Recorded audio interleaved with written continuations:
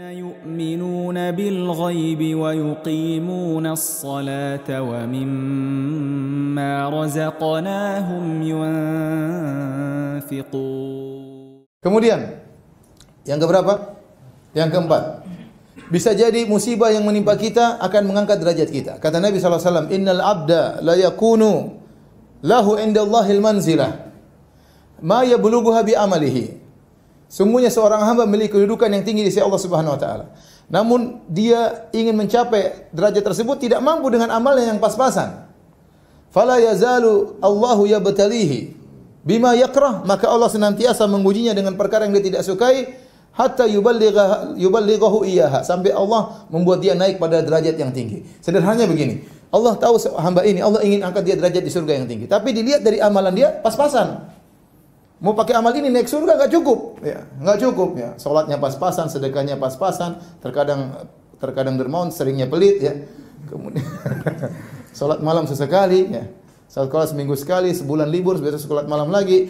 Seperti itu ya, banyak ya. Kemudian baca Quran pun sehari sekali belum tentu ya. Bulan Ramadan aja setengah mati untuk bisa baca Quran, apalagi di luar bulan Ramadan. Amal dia pas berbakti sama orang tua juga kurang, kadang bantah orang tua, membentak orang tua, jarang telepon orang tua, perhatian sama anak juga kurang, perhatian sama istri juga kurang, sering membantah suami, angkat suara sama suami. Amalan semua pas-pasan. Amalan pas-pasan. Nah, amalan pas-pasan ini tidak mungkin membuat dia naik di atas surga yang tinggi. Maka apa yang Allah bikin? Allah kasih dia musibah. Allah kasih dia musibah. Allah kasih dia ujian.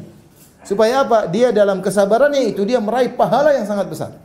Dia meraih pahala yang sangat besar sehingga bisa didongkrak untuk naik di atas derajat yang sesuai yang Allah kehendaki untuknya. Ini yang keberapa?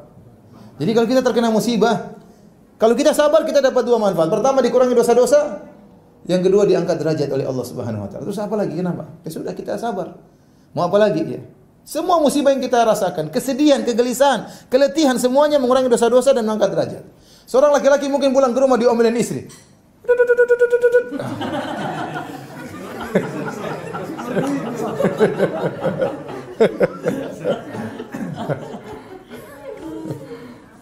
Apalagi istri orang Sulawesi, sudahlah.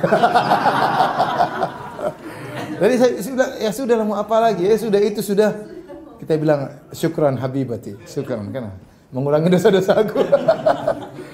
Sabar ya, kehidupan begitu sih. Siapa ya? Bisa jadi seorang ustadz dimuliakan di luar, pulang ke rumah dijewer sama istrinya. Bisa jadi tidak? Bisa, ya. Bisa jadi.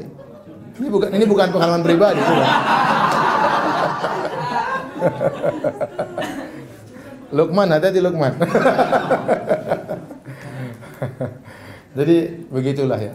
Pokoknya semua kesedihan kita rasakan, semuanya. Sama perempuan juga diomelin sama suaminya. Masih maksiat yang kita lakukan, Sampai seorang salaf mengatakan, saya tahu dampak dari maksiatku kepada pembantuku, kepada kendaraanku, kepada keluargaku. Dan itu mengurangi dosa-dosa kalau kita sabar menghadapinya dan mengangkat derajat.